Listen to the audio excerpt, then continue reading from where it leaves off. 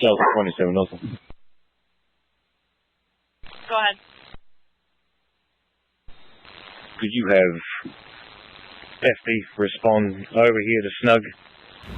Plunder, true crime audio. The female here, Deborah, is low blood pressure, requesting EMTs to check her out. 10-4. Delta 27, we'll put FD's 97. 10-4. 311 Northwest. Go ahead. FD is transporting the female to Fawcett ER in Infantry. 10-4.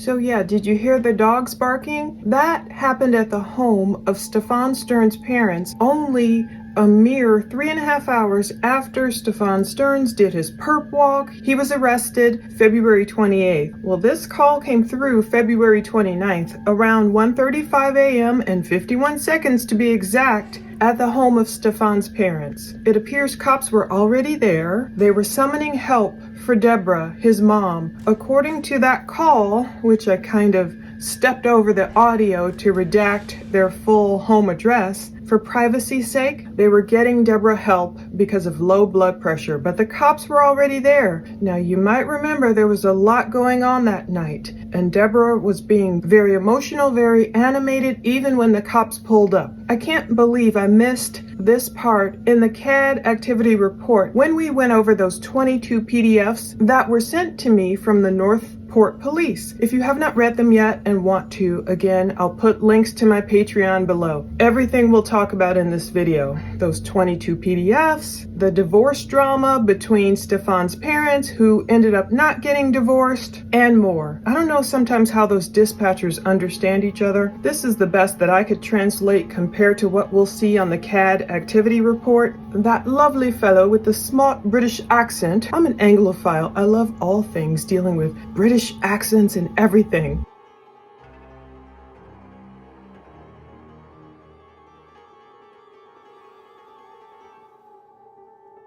Anyway, he was asking for the fire department to respond with EMTs over to Snug. He says, he just calls it Snug. It makes you think of a nice little snug home. Well, this home probably isn't that snug and warm and everything thanks to Stephan's actions, which are unfortunately affecting his parents. So he talked about the female Deborah having low blood pressure, but as soon as he comes on, you hear the dogs barking. Those poodles that always bark when strangers are there, or apparently they also bark when Stephan sneaks home at 3:16 a.m. Why are they barking at him? Shouldn't they know him? Anyway, I'll play that audio again for you one more time in case you missed it. Delta 27, nothing. Go ahead. Could you have FD respond over here to Snug? Plunder, true crime audio. The female here, Deborah, is low blood pressure, requesting EMTs to check her out. 10-4. Delta 27, we'll put FD's 97.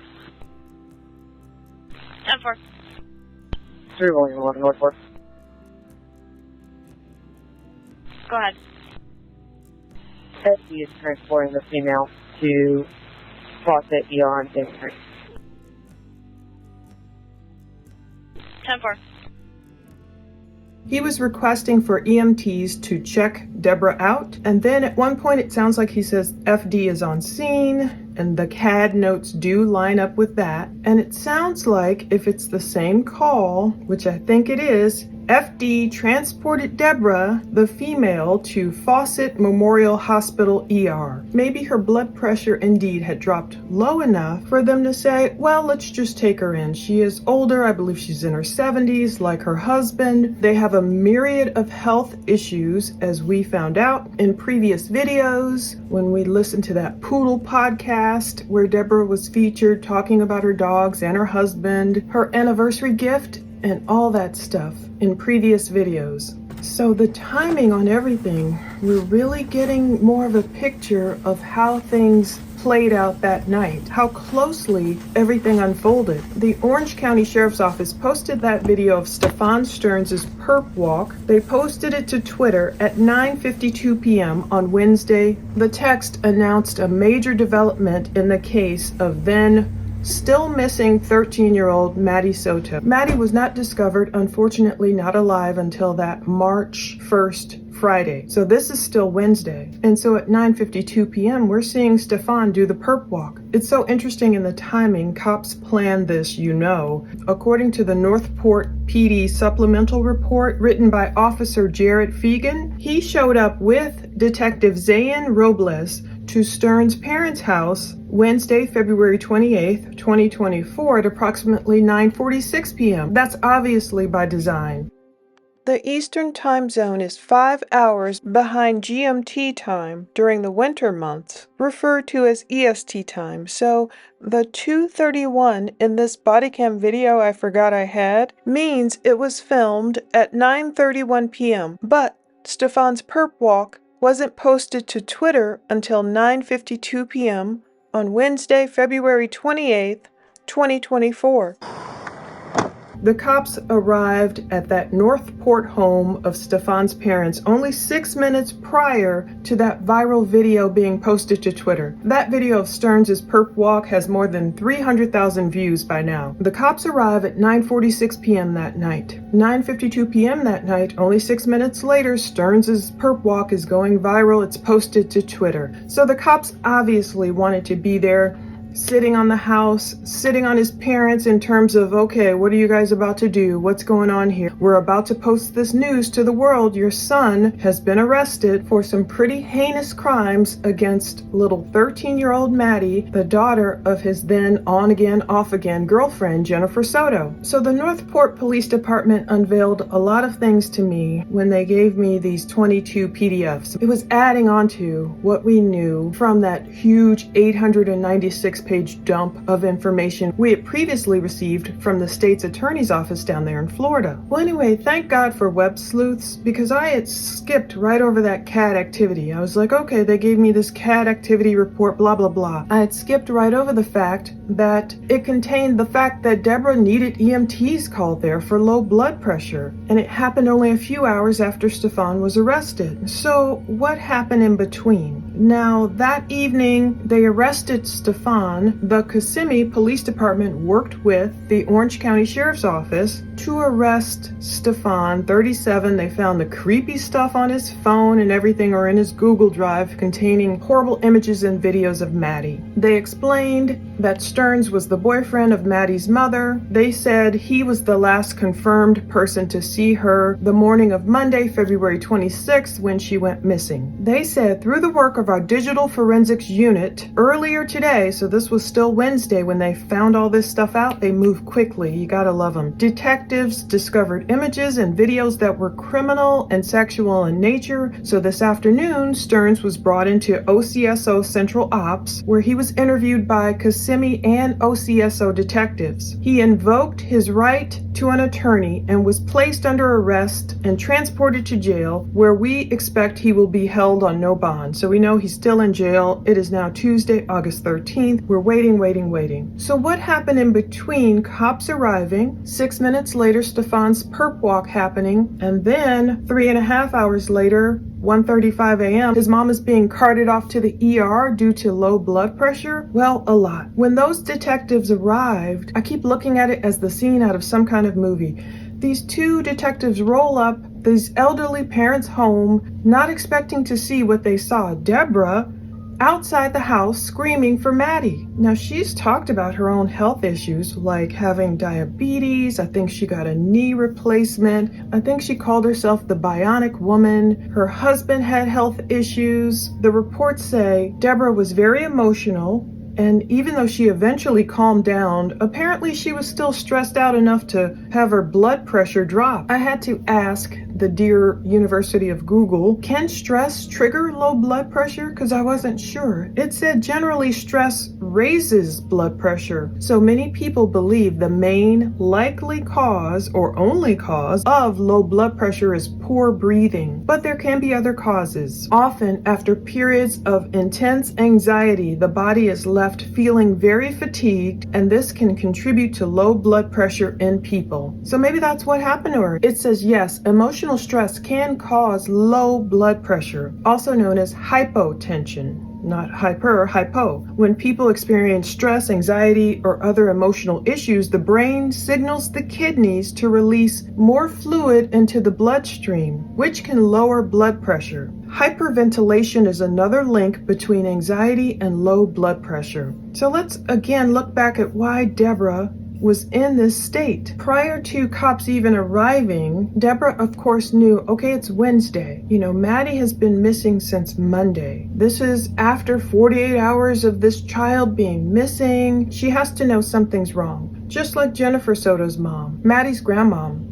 When she talked to the news, she had mentioned something about the passage of time and it being a few days and still no word from Maddie. Generally, that's when you become more afraid something's really wrong here. Now, already I wonder how long Deborah had been outside. If she's no spring chicken and she's not in the best of health, and she hears this and she doesn't know where Maddie is, and she finds this weird torso in her son's room. She was thinking it was a real body part, perhaps, and she's going outside, and she could not have known the cops were on their way. Maybe she had an inkling. Maybe she knew Stefan and Jennifer were being questioned. Maybe her husband, Chris, kind of told her the happenings. I don't know if Chris was being questioned up in Kissimmee at that same time too or not. Of course, we'll get more data as this case progresses. But imagine her being outside late at night. It's almost 10 o'clock. She's screaming into the darkness of the woods. How far outside of her home? Was she out there with a flashlight, or was she walking around, wandering in the woods or the marsh or what have you, and screaming Maddie's name? How long had she been walking out there? I'm saying all this to say maybe that's what caused her low blood pressure. Maybe she was hyperventilating, very stressed out. So they arrived. They see Deborah outside her residence calling out for Maddie. There's two vehicles there. One of the cars apparently belonged to her husband, Chris. One of the cars apparently belonged to her son, Stefan. And boy,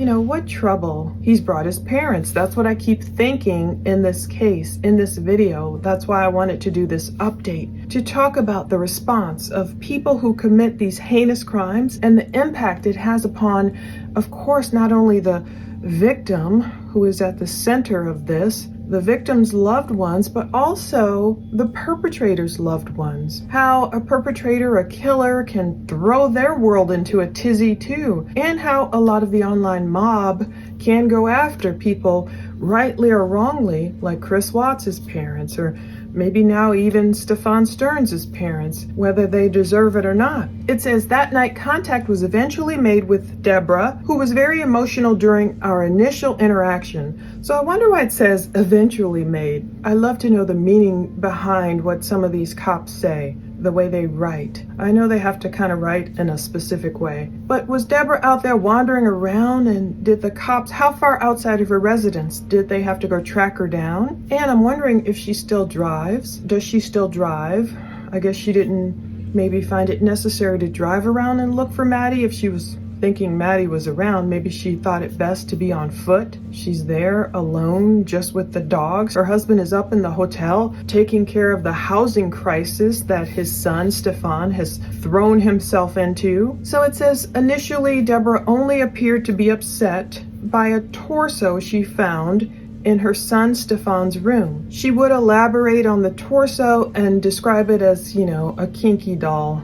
I don't know how it looks. I didn't even Google it. It was later determined to be a rubber plastic toy found by Deborah when she was cleaning the room where Stefan had been staying. So Deborah said Stefan wasn't there. She believed he had returned to the property last night. And I still don't know if they technically mean Tuesday night, which would really be Wednesday morning if they're talking about 3:16 a.m. The way this is coming across, it sounds like Deborah was either too upset to explain things correctly to police, or or it was again like pulling teeth. Eventually they were getting more and more truth out of her. At first she was just upset about some torso found in Stefan's room, but then it got deeper and deeper. It was later divulged by Deborah. She was awoken at exactly 3:19 a.m. hours this morning, so now he says this morning, before he said last night. That's why it gets confusing. But her 5 dogs were barking in a manner to alert her that someone was at the house. Now that in and of itself, you're probably already on pins and needles. Maddie's missing. I don't know if Deborah was side-eyeing her own son. Maybe they were by then. And then you're trying to get some sleep.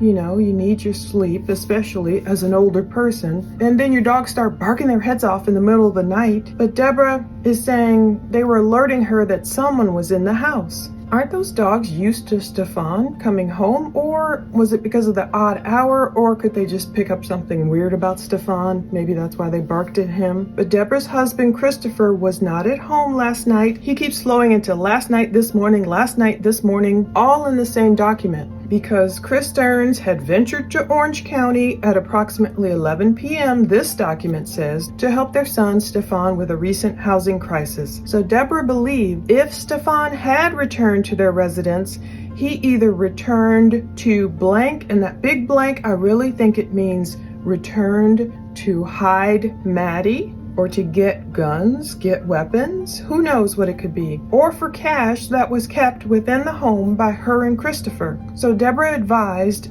that she retrieved a big long blank from Stefan's room and secured them inside her bedroom last evening. Now that totally sounds like a bunch of guns. We've seen all those weapons that Stefan just proudly displayed on Reddit. And so Deborah, thinking, okay, things are volatile here, Maddie's missing, I don't know what Stefan has done, she's finding some torso in his room, plastic toy, at first she thinks it's real. It makes sense she would go to her son's room and take all these guns and secure them. I mean, what else would you secure unless it was a safe or cash? A lot of people really think it's guns. So Deborah secured them in her room, and that's got to be freaky. They're in there in her room, all these weapons, and then she hears someone coming in. I wonder if she thought Stefan was coming there to harm himself, to get the guns, or technically to hide Maddie's remains. So Deborah did allow the cops to come into her residence and conduct a security sweep of the home, but they didn't find anything, except the cops took 28 digital images. They uploaded those to evidence.com, but we learned before Deborah would disclose her and Chris are aware of the allegations against her son, Stefan, and Chris was definitely currently being interviewed by the agency investigating the allegations. So I can just see the scene. She's alone. Chris is up there with Jen and Sterns and talking to the cops. She's finding a torso. She's moving guns, most likely. She's running outside screaming Maddie's name. And at this point, Deborah expressed her disgust at the crimes her son is alleged to have committed and is hoping Maddie is found alive. Deborah opined these allegations worried her to the point that when she found that torso, she initially believed it to be real. That's so weird. That's so freaky. So she knows about the accusations of Stefan harming Maddie, and then she finds this torso and she thought it was real. She thought her son literally left a body part in their home, in his room. That's when she ran out, exited the home, and called out for Maddie.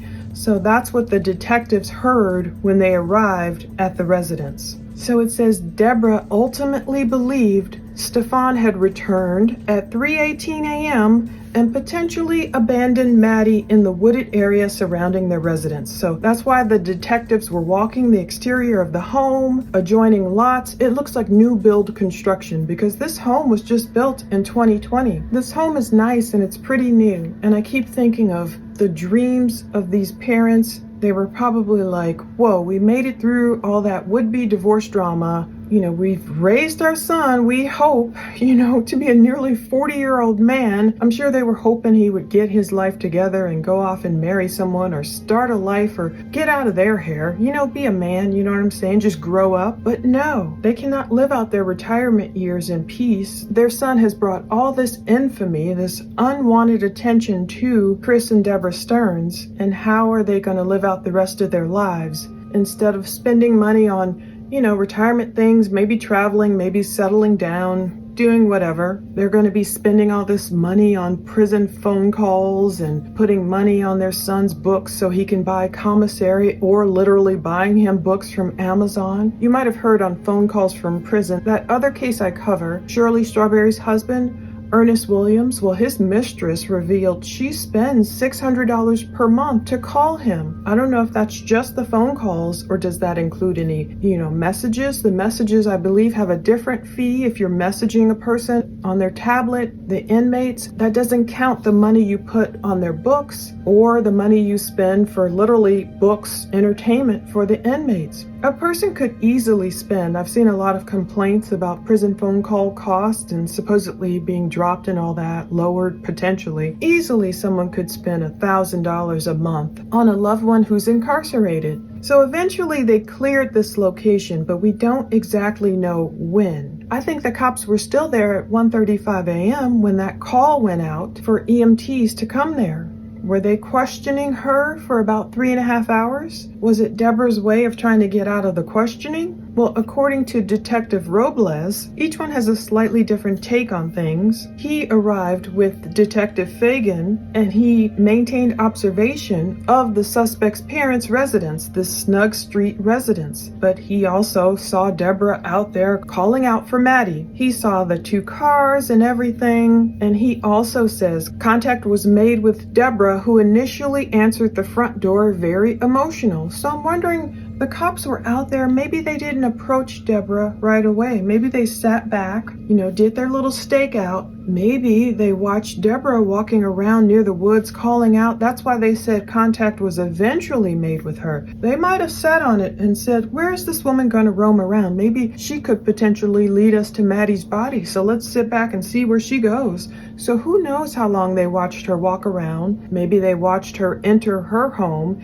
And that's why initially when Deborah answered the front door, she was very emotional, according to Detective Robles. Deborah spontaneously stated she found this torso of this doll in Stefan's room. She eventually calmed her emotions and informed police she hasn't seen Stefan, but she thought he came to the residence at 3:19 a.m. Again, talked about her dogs barking. That's the alert. Deborah was home alone. Her husband Chris was up in Orange County to help Stefan. Now this says more resolutely, Deborah advised me she had discovered Stefan had also been stealing cash from her and Christopher. So I'm wondering, how much cash did they keep in the house, and how did she discover it? Was it in a safe somewhere? Where did she hide it? Was it thousands and thousands of dollars? And just what a horrible son. That's the crux of this video, I think. Deborah expressed she was aware of the allegations. She felt disgust for her son's actions, and she also went further, saying she was in fear of Stefan possibly hiding Maddie, this missing juvenile, in her home. She explained she'd been calling out for Maddie outside in the event of Maddie potentially being abandoned in the woods somewhere, but Deborah allowed them on the premises. Both of those detectives' reports are very similar with what they experienced in Deborah's state of mind and state of being that night. We don't exactly have a time of how long they were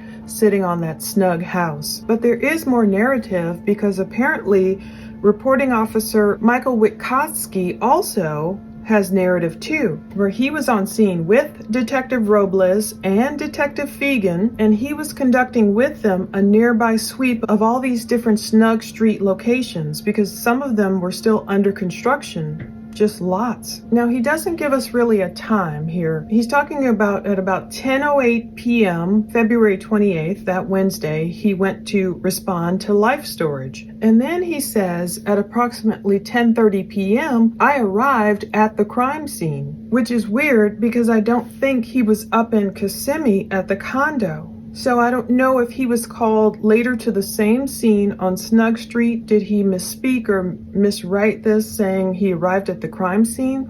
So 10:35 p.m. or later, I think eventually he gets over to the Snug Street location because he writes, Detective Fagan and I conducted a neighborhood canvass surrounding the Snug Street, the home of Stefan's biological parents. during which the following houses redacted were located. It's unknown, anything of value, or any additional follow-up will be needed or deemed necessary. So there was some open home on Snug Street and the adjacent dump trailer were checked, all these Snug Street homes. And we know this family is a real estate family. So yeah, Stefan and his dad may have had access to different properties or it's just smart of them to search all these places. We know Chris Watts in that case, and today is Tuesday, August 13th, 6 years since that crime happened.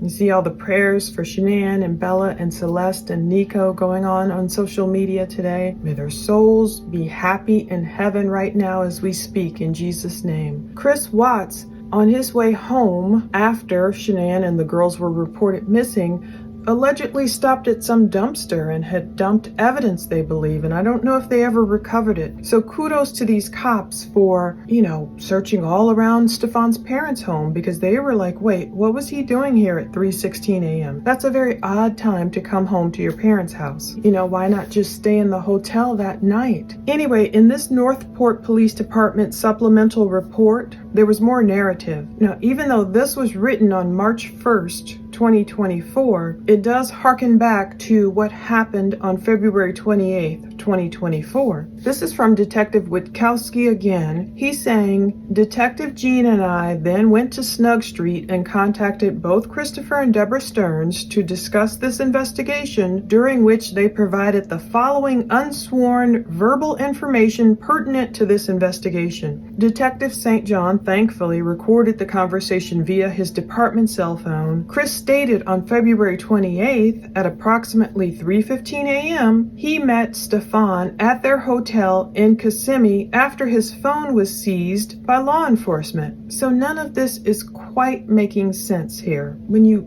try and take all these reports in together, the other detective said Christopher had headed up around 11 p.m. to go meet Stefan Tuesday night to help with his housing crisis. This supplemental report is saying Chris said on February 28th at approximately 3:15 a.m. he met Stefan at their hotel in Kissimmee. Now again, it doesn't take that long to drive. Now what's confusing is it doesn't take that long to drive up to Kissimmee from the Snug Street address. Now I don't know based on where the hotel is, but it says it takes about 2.5 hours or less. I guess it depends on the route he took, unless he took a longer route. Let's see if he took the longest route to drive from Snug Street to the hotel. If he left at 11 p.m., we're in the same time zone. We're not flipping time zones here. He would have arrived up in Kissimmee at 2 a.m. So already this timeline isn't jibing, but hopefully by the time this goes to trial and all the evidence is locked in, they will have some more exact timeline. Or were the cops just being lied to, which is weird. But anyway, Chris stated on February 28th at approximately 3:15 a.m. he met Stefan at their hotel in Kissimmee after his phone was seized by law enforcement. Isn't that weird? What's with the 3:16 a.m.? Who checks into a hotel at 3:15 a.m.? Maybe you can, I don't know. But this is strange. Deborah thought someone was coming in the home at 3:16 a.m., basically the morning of Wednesday, February 28th. Chris is telling the cops at 3:15 a.m. he met Stefan at their hotel in Kissimmee. So was Stefan at his parents' home on Snug Street in Northport at 3:16 a.m. on Wednesday morning, or was he meeting his dad in Kissimmee at the hotel? I think they were already at the hotel by then and had already gone to sleep, according to other reports. Maybe Stefan sneaked away from the hotel and then entered his parents' home that Wednesday morning. Anyway, it says Chris opined, Stefan was extremely exhausted and seemed to have, quote, a heavy weight metaphorically pressing on him, and seemed to have fabricated an explanation regarding the factory reset of his seized cell phone. Because it says right here, after checking into the hotel, Chris advised they all went to sleep in their respective rooms. So what time was that? Did they go to sleep after 3:15 a.m.? Or did Chris really leave Northport around 11? Did they check in around 1 a.m. or later and go to sleep then, and Stefan sneak out at 3:16 a.m. or earlier in order to make it back to Northport by 3:16 a.m. This is the crazy part. But either way, Chris says between 9 a.m. and 9:45 a.m., Jennifer basically contacted him to ask if he knew where Stefan was, because he had left their hotel shortly before 9 a.m., I guess. Chris recalled that Stefan returned to the hotel sometime between 11:15 and 11:30 a.m. Chris later learned his son traveled to Northport, but he claimed he had no idea. And Chris explained some other long sentence that has been redacted that I really want to see. And during this interview, that's when Chris received a phone call. This was March 1st, and they were talking about the events, from 2 days prior. But during this March 1st interview, Chris got the phone call from another law enforcement agency where they alerted him Maddie's body had been found. And after receiving that call, Chris appeared solemn and upset that she had indeed been murdered. And prior to leaving the residence, Chris explained his son left a gaming computer at the residence. He put it in the garage after Stefan was arrested. He no longer wanted it in his home. He believed it was of evidentiary value to law enforcement. And he did recall Stefan had accessed that computer in the past week, possibly after Maddie went missing. Now, this is the weird part, that Deborah then denied Stefan had ever returned to their home on Wednesday. So does she not know? Was she covering for her son? This is what I'm trying to figure out. She explained how she viewed Stefan as a monster, so maybe she isn't covering for him. And at this point, Deborah's viewing her son as a monster, and she's wondering, why are the media and public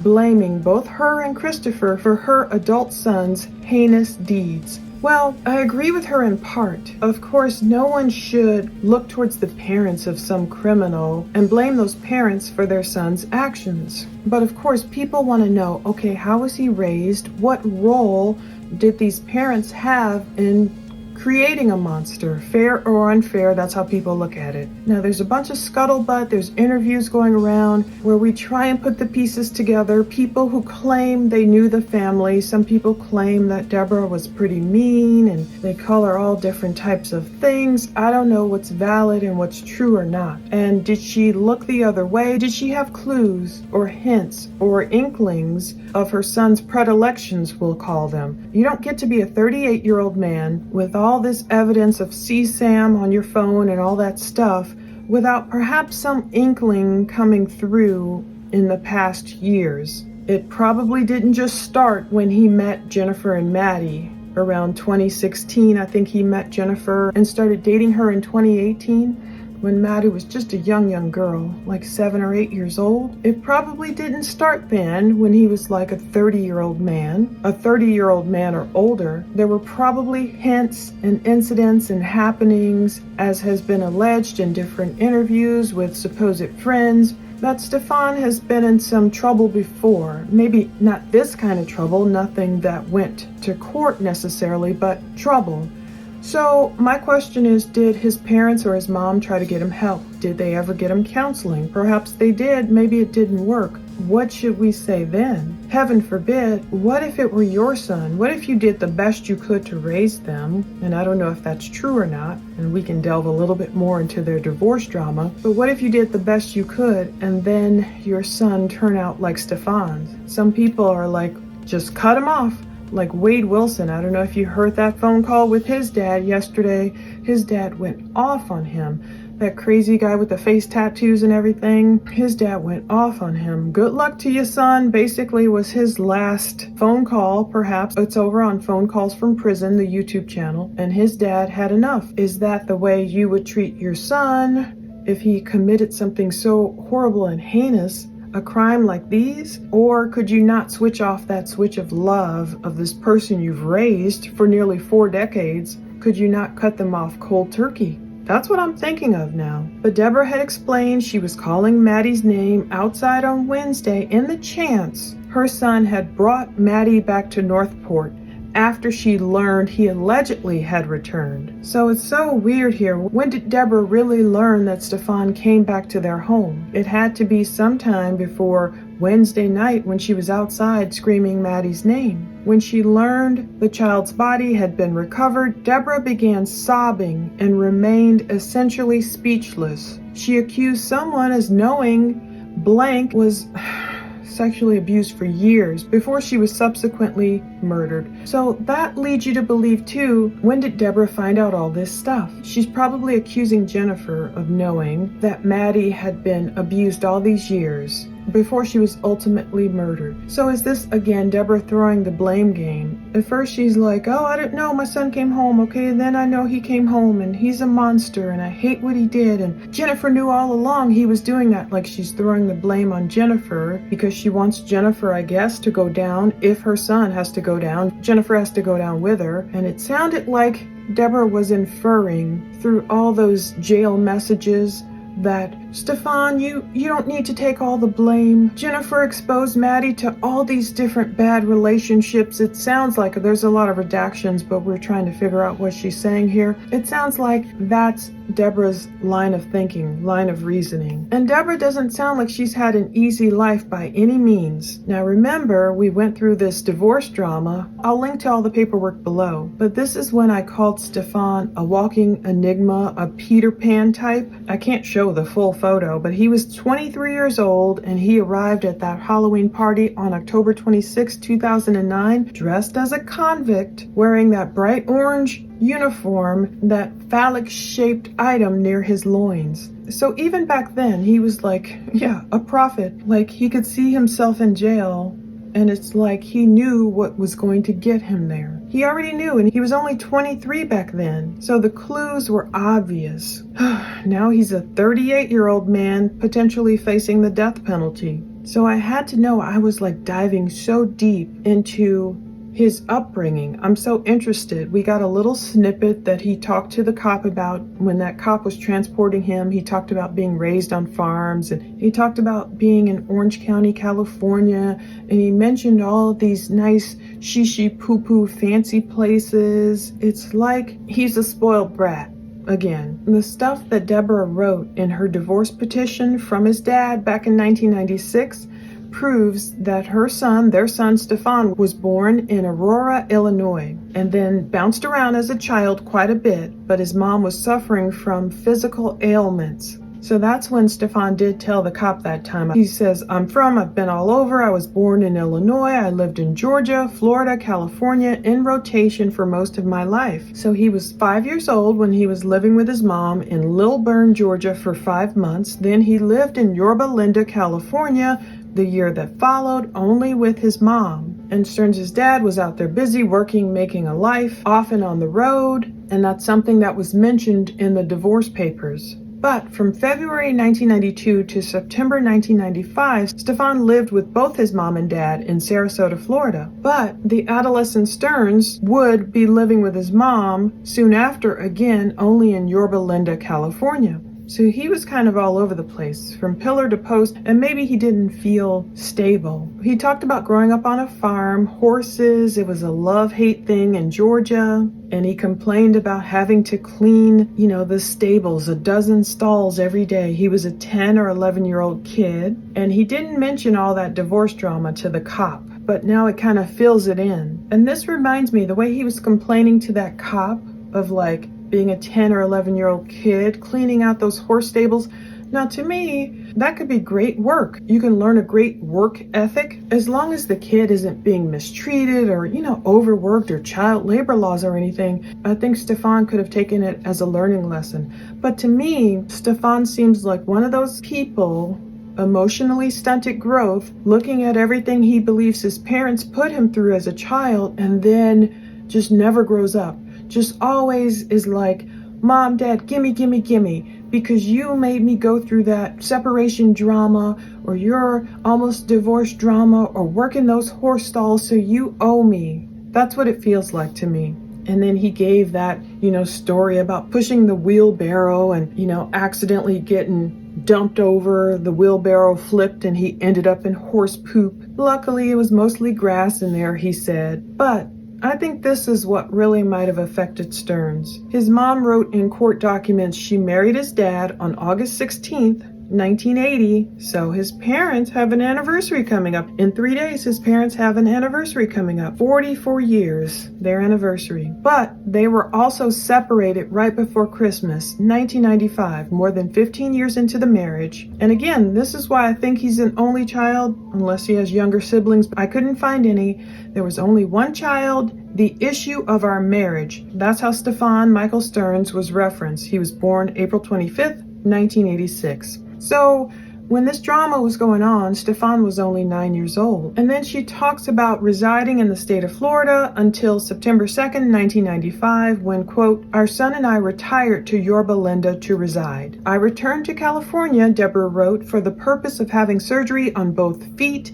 and physical therapy following surgery. It was my belief when I arrived that I would live here for approximately 1 year in order to sufficiently recover. Since that time, I have discovered that our marriage has ended, and as a result, I intend to continue to make Southern California the permanent residence for my son and me. So this drama had to spill over into Sterns. And so being with his mom, and I think they lived with her parents at one point, and his mom having so many health issues. I wonder if Stefan felt like he got the brunt of it. Did he have to take care of his mom? Did he resent his dad?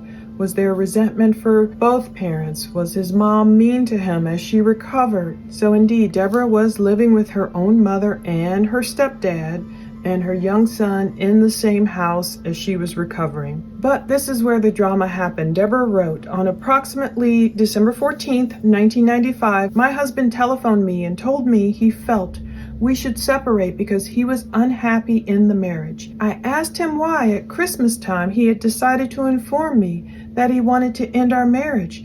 He indicated to me that he did not feel that there was any appropriate time to end a marriage. I discovered he had been leading a double life. That part always got to me. Stefan's mom accused his dad of leading a double life. And then look at this double life that Stefan went on to lead. Deborah said, one part of which he has kept completely secret from me. I discovered he has had an ongoing relationship with a woman he refers to as Pooh. I found notes and cards passed between the two of them, a book which was gifted to him by Pooh entitled The Art of Sexual Ecstasy, references to a commemoration of and celebration of a 15th anniversary between the two of them, and interestingly, a necktie with a wedding design consisting of wedding cakes, wedding rings, etc. There's so many things I think about this. Now, Deborah said, I don't know if her husband and Pooh are supposedly married, and if so, if this marriage occurred prior to or subsequent to our marriage. Imagine you're married for 15 years. You find all this stuff. Your husband is commemorating a 15-year anniversary with another woman, and you find the art of sexual ecstasy.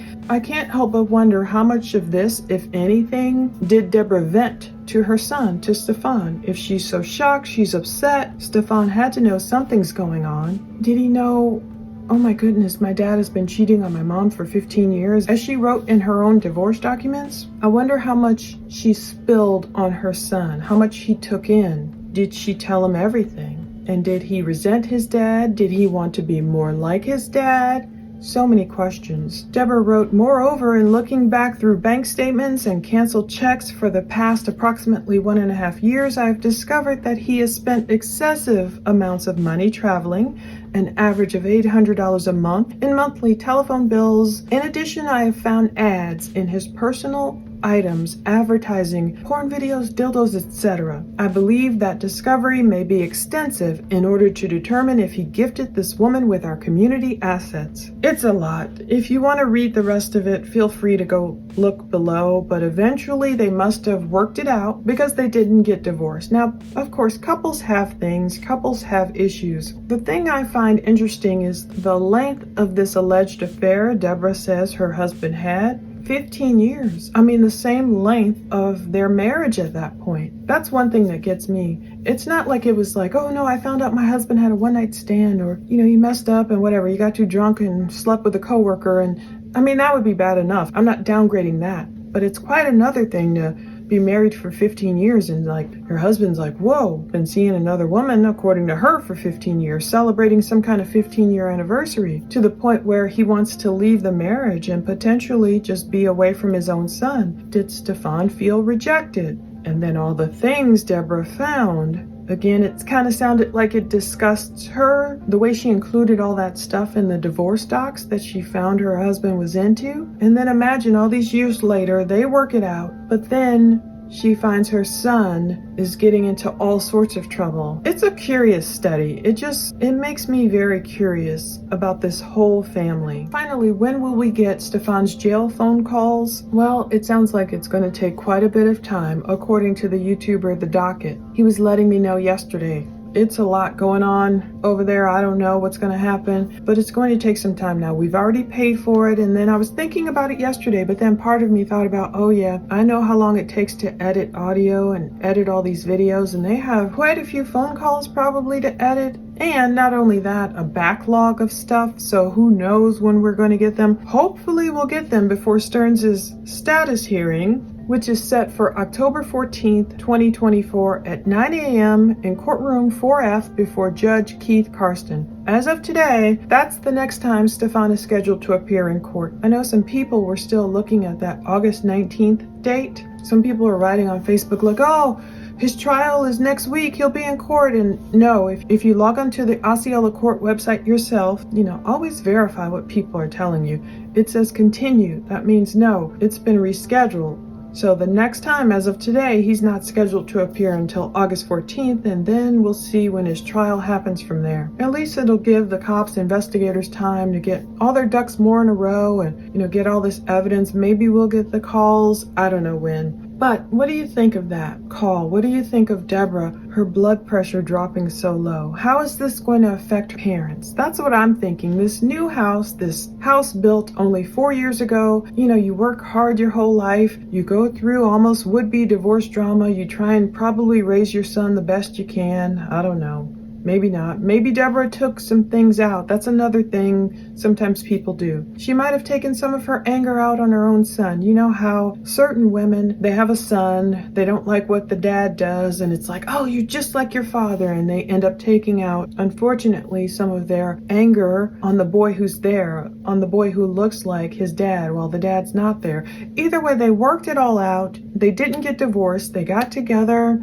Deborah talks about getting a poodle as an engagement gift. She wanted that. She didn't want jewelry, like their 25th wedding anniversary. She wanted a poodle. Her husband wrote the check. They worked it out. They're still together. They try and likely do, like most parents do, the best they could raising their child, and you just don't want them to have that failure to launch. You want them to go off and have a successful life. But no, just like Chris Watts, this son has become a pariah. And then by extension, the parents become a pariah by certain members of the family, especially in the way they react. Chris Watts' parents didn't necessarily react in a kind and loving way after the crimes happened. Even though we look at these loved ones, they lost their grandkids too. The Watts, they lost their grandkids too. They lost their daughter-in-law, but the problem was they came out and spoke so negatively about her, and it wasn't good. And then we look at Brian Laundrie's parents. The public hated them because they didn't like the way they reacted in the wake of Gabby Petito going missing. Instead of helping and, Gabby's parents and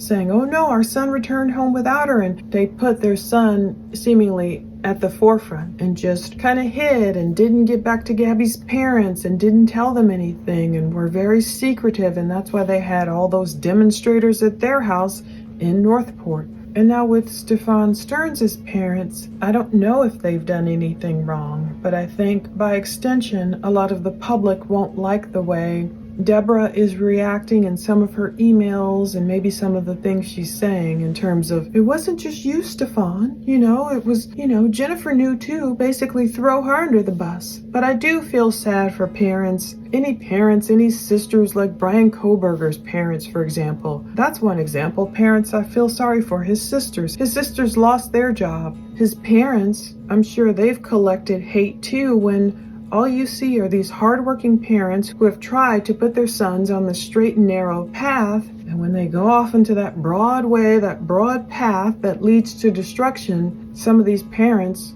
should they be taken down with their son? I don't necessarily think so. I don't think so. We all have free will. We're all responsible for our own actions. We don't exactly know everything that has happened in many of these cases, because unless it goes to trial, or we're waiting for a lot of them to go to trial and get more of discovery, get more evidence out there about who knew what and when, I can't really blame the parents. To me, it's just sad. It's sad to have this baby boy you had all these hopes and dreams for. You try and raise him. Of course, you make some mistakes along the way, but you try and get back, on the right path. And then for someone like Stefan to do what he did. And now off in jail and still kind of sucking the lifeblood out of his parents by asking for all these books and never once saying thank you. It's just, what a brat. Stefan's history just looks like a brat. Driving these nice cars. We've gone over it, so I won't go over the whole thing. Nice cars, getting all these traffic tickets, just looking like a brat zooming around Florida. And now nearly a 40-year-old man, just still like this evil Peter Pan who never grew up. I think he's gonna have to grow up now. He's gonna have to grow up. John 8:10 through 11. One of my favorite verses. Straightening up, Jesus said to her, "Woman, where are they? Did no one condemn you?" She answered, "No one, Lord." And Jesus said, "I do not condemn you either. Go. From now on, sin no more." I think that's important, especially in our culture when these crime cases, someone hears something, they hear a person did something, and some people, their natural inclination is to, go to the family of the perpetrator and start leaving all these crazy comments and blah, blah, blah, blah, blah, without us completely knowing the facts. And so we'll see who gets condemned in this case.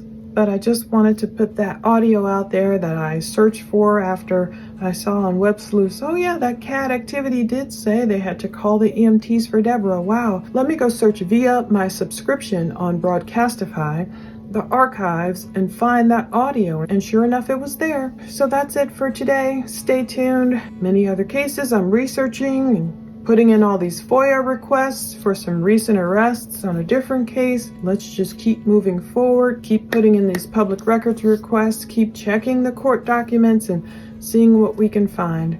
Again, always marching forward towards justice for the victims. Thank you so much for watching. Take care.